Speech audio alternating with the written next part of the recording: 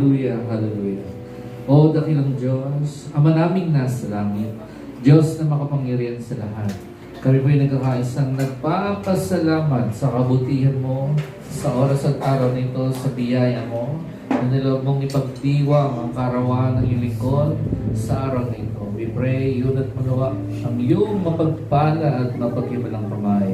Ang iyong alipin nawa, iyong basbasan, iyong puspusin ng iyong Espiritong Banal. Anoint me, O Lord God, with your unlimited anointing of the Holy Spirit. Hindi namin pinintutang makialam si Satanas kasama ng kanyang makampon sa aking buhay at sa iyong mga lingkod. Sa lahat ng mga pinagkatiwala mo sa akin, we rebuke any demonic forces and power. We cut ungodly attachment and soul tie sa lahat ng tao, sa lahat ng bagay, sa lahat ng di kalugod-lugod. In Jesus Christ's name, Father God, ikaw ang siyang pinakamahalaga sa oras nito.